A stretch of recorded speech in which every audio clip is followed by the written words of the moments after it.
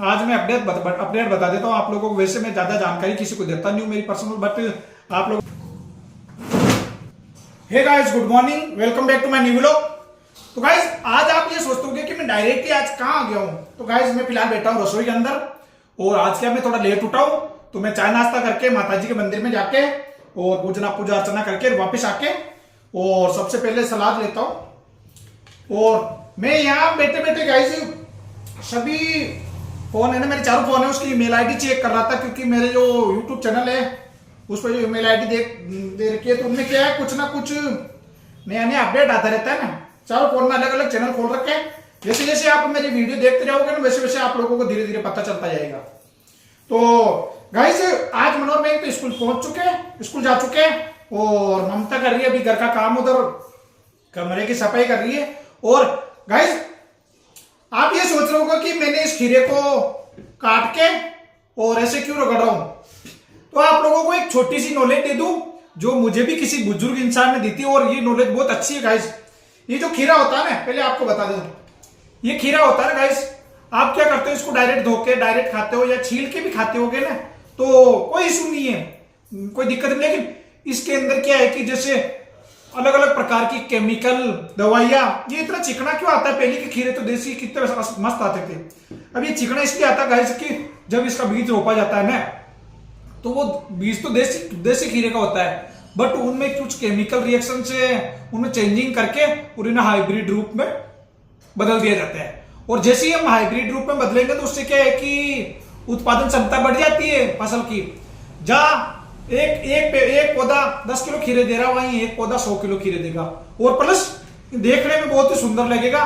बाकी टेस्ट में कमी आ जाती है। देसी खीरे और इस खीरे के टेस्ट में दिन रात का फर्क होता है, इसमें टेस्ट में कमी आ जाती है, बिल्कुल फीका फीका लगता है। बट गाइस क्या करें कि आजकल देसी खीरे मिलती नहीं है, और इस खीरे को आप कभी भी खाओ ना, तो इसके अंदर जो केमिकल रिएक्शन होता है, जो उर्वरक दिया जाता है, खाद दिया जाता है, और कीटनाशक दवाइयां दी जाती है, वो दवाइयां जाती क्या है, वो इस खीरे के अंदर ही रहती है गाइस। और जब हम इस खीरे को खाते हैं तो अपने शरीर को नुकसान पहुंचाती है। तो उस चीज को जो अंदर केमिकल गया, अंदर उर्वरक गया, अंदर दवाइयां गई ना, उसको वापस निकालने के लिए अपने को क्या करना होता है, खीरे को है ना, इस हिस्से को अपन यहां से काटते हैं, यहां से नहीं, इतना सा काट दो, ठीक है। और ये काट दिया मैंने, काटने के बाद इसको क्या करो, रगड़े जाओ। इसको आप जितना रगड़ते जाओगे देखना, आप घर पे ट्राई करके देखना कभी गाइस। मैं मानता हूं कि आप लोग ये सोचते होंगे कि सुरेंद्र भाई क्या दिखा रहा है, बट ये नॉलेज जरूरी दिखाने के लिए। और मैं डेली खीरे खाता हूं ना, तब डेली सोचता हूं, लेकिन सोचता है यार छोटी सी नॉलेज है क्या दिखावे। लेकिन ये गाइस मेरे को भी मालूम नहीं थी, लेकिन जब से मुझे किसी बुजुर्ग इंसान ने बताया ना, तब से मैं जब भी खीरा हाथ में लेता हूं ना, तो बिना रगड़े मुझसे खाया नहीं जाता है। अब आप इसको जितना रगड़ोगे ना, आप देखते जाना, अभी मैं आपको जादू दिखाता हूं। थोड़ा रगड़ लू मैं, ये देखो, ये जो व्हाइट व्हाइट आ रहा है ना, ये देखो, ये व्हाइट व्हाइट दिख रहा है, ये है पॉइजन, ठीक है। इस जो इसको उर्वरक वगैरह दिया गया ना, उसका पॉइजन ये सारा बाहर निकल जाएगा।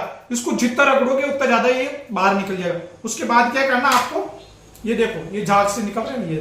अब इस हिस्से को काट देना आपको, इसको काट के यहां रख दो, ठीक है। और अब इस खीरे को आप खा सकते हो आराम से, ठीक है। इसको आराम से छीलो और आराम से खा लो। और मैं फिलहाल बैठा हूं गाइस रसोई के अंदर, और उधर ममता काम कर रही है कमरे के अंदर। तो और गाइस हमारे जो वीडियोस होते हैं ना, वो वीडियोस मुझे मालूम है कि ज्यादा एंजॉयमेंट या ज्यादा मनोरंजनात्मक नहीं होते, बट गाइस मेरा जो मकसद है वो है कि मैं मेरे डेली लाइफ की दिनचर्या को वीडियो के माध्यम से शूट करके इस चैनल पे अपलोड करता हूं। और अभी जो मार्च अप्रैल का महीना आएगा, उसमें से उसके बाद आप लोगों को इस चैनल पे मनोरंजनात्मक वीडियो देखने को मिलेंगे, क्योंकि गाइस हम एक लंबी टूर पे निकलने वाले हैं। आज मैं अपडेट बता देता हूं आप लोगों को। वैसे मैं ज्यादा जानकारी किसी को देता नहीं हूं मेरी पर्सनल, बट आप लोगों को जानकारी के लिए बता दूं कि मैं मार्च या अप्रैल के अंदर एक लंबी यात्रा पे निकलेंगे।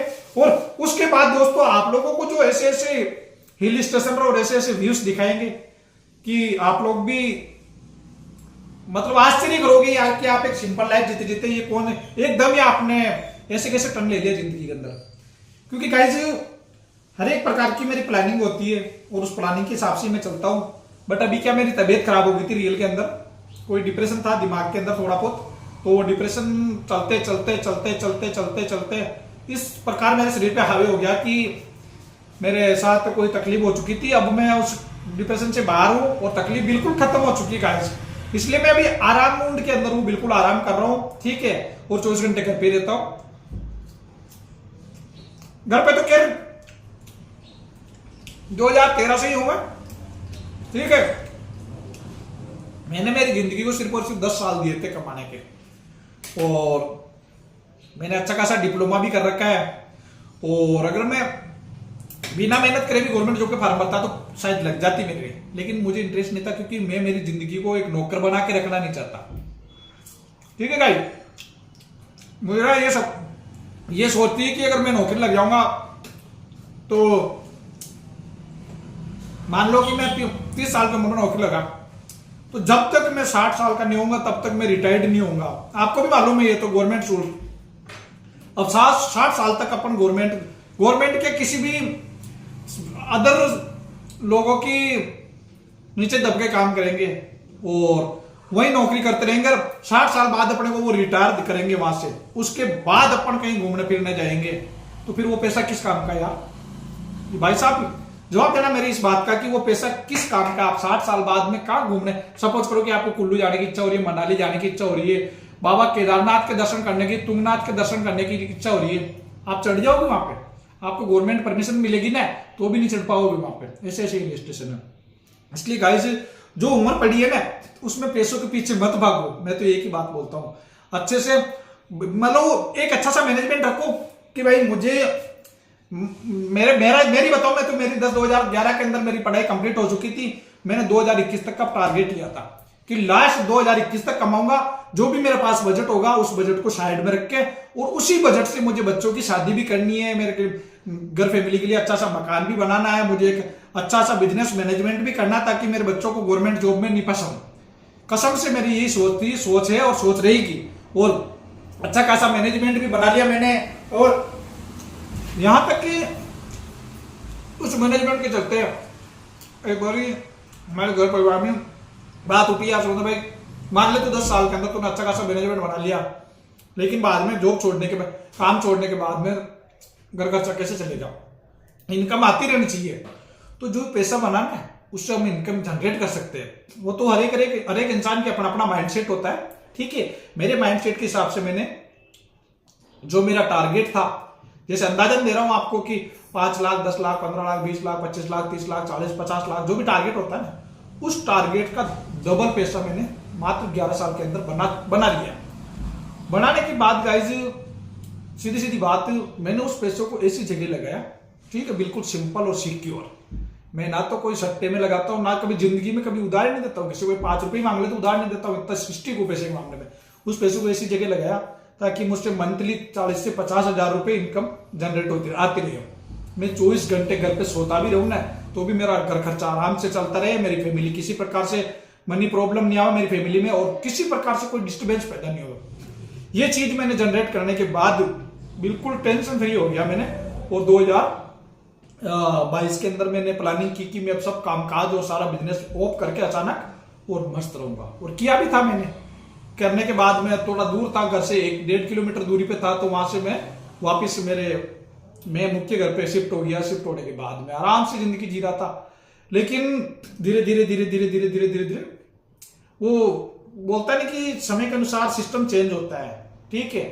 तो थोड़ा बहुत सिस्टम में चेंजिंग आई, और मैं वापस यहाँ इस वाले घर पे शिफ्ट हो गया। इस वाले घर पे शिफ्ट होने के बाद आराम से लाइफ चल रही है अभी भी, और जिंदगी भर चलती रहेगी गाइस। मैं मेरी खुद की रियल लाइफ बताऊं तो आप लोग बहुत आश्चर्य करते होंगे कि यार आपके पास इनकम स्रोत क्या है, आप परमानेंटली घर पे कैसे रहते हो, आप कहीं काम पे क्यों नहीं जाते, कोई नौकरी क्यों नहीं करते हो, जब भी देखते तब घर पे सोते रहते हो, वो करते रहते हो। तो गाइस मैंने 2012 से लेके 2021 तक दिन रात एक करके सुबह 3 बजे उठता था, रात को 11:30 बजे सोता था। 11 साल का मेरा रिकॉर्ड कभी मैं इंट्रोडक्शन करवाऊंगा मेरे यार दोस्त जो मेरे कनेक्शन में थे ना इस 11 साल के अंदर, उनसे इंट्रोडक्शन करवाऊंगा। वो भी अफसोस करते थे कि यार तू सोता कब है। तो मैंने 11 साल जी तोड़ के मेहनत की। जी तोड़ के मेहनत करने के बाद मैंने इतना कुछ जनरेट कर लिया गाइस कि मैं मेरी जिंदगी भर नहीं कमाऊं ना, तो भी मैं आराम से राजू खुशी मेरी लाइफ सिक्योर रहेगी। और आगे की जो प्लानिंग है, बच्चे अच्छी खासी प्राइवेट स्कूल के अंदर पढ़ रहे और फैमिली अच्छी खासी सेटल्ड है मेरी। उसके अलावा मैंने दो प्लॉट भी ले रखे। और एक थार गाड़ी थी जो मेरी 2 बार एक्सीडेंट होगी, मेरे को लगा कि ये मनुष्य गाड़ी मतलब सपोर्ट में नहीं थी मेरे, मतलब अच्छी नहीं लग रही थी, इसलिए मैंने उस गाड़ी को वापस अभी फिलहाल ही प्रेजेंट टाइम में वह उसका डेजर्ट के अंदर रेंट पे लगा रखी है और वही टेंडर पे दे रखी है। मतलब भाई मेरे को 500 रुपए पर डे चाहिए, अब तू चला उसको। तो वो गाड़ी पुष्कर चल रही है मेरी आराम से राजी खुशी।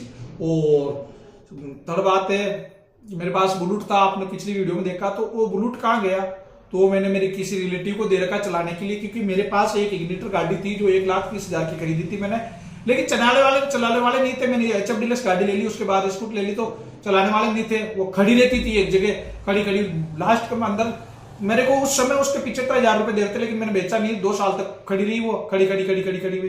फिर लास्ट में उसको 15,000 को मैंने कबाड़ी में बेचा, 15,000 रुपए। इसलिए गाइस गाड़ी चलती रहे तो उसका मेंटेनेंस बना रहे। तो बुलेट है जो मैंने मेरे किसी रिश्तेदार को दे रखा है, वो चलाता है आराम से, और मैं मेरी लाइफ को आराम से सेटलमेंट और एंजॉय कर रहा हूँ गाइस। जब हम अभी उत्तराखंड की यात्रा पे निकलेंगे ना, तब मैं या तो पर्सनल 4 व्हीलर लेके निकलूंगा और या फिर पर्सनल कोई स्पोर्ट्स बाइक लेके, और फिर वहां की यात्रा के लिए निकलेंगे।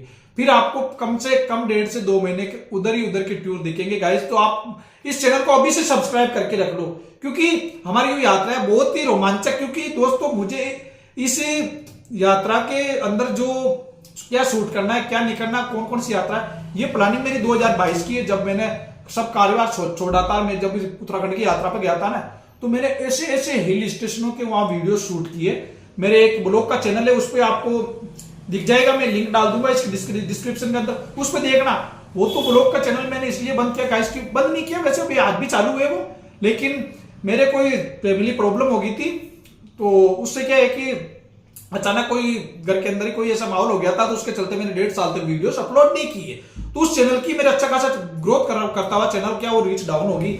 अब आपको मालूम है कि चैनल 1.5 साल से डेड पड़ा है, तो वापस उठेगा नहीं, इसलिए मैंने ये न्यू चैनल खोला है। और इस चैनल के माध्यम से दोस्तों आप लोगों को ऐसे हिल स्टेशन की मैं यात्रा करवाऊंगा मेरी जिंदगी की, जो मेरे लिए भी यादगार रहेगी, आप लोगों के लिए यादगार रहेगी। और उसी के साथ ही दोस्तों मेरा एक और एंटरटेनमेंट का चैनल था, अभी भी है वो स्थानीय, अभी तो मोनेटाइज है वो। उस चैनल पे दोस्तों आपको अपने राजस्थान के नहीं, ऑल इंडिया के जितने भी पुराने और पुरातात्विक महल और किले हैं ना, उसके सारे किलों के रहस्य विद वीडियो के मिल जाएंगे। मैं वहां जाता था तो 2-3 दिन वहां रुकते थे। हमारी अच्छी खासी टीम थी, हमने 15-15 हजार रुपए के अंदर 3 लड़के रख रखे थे।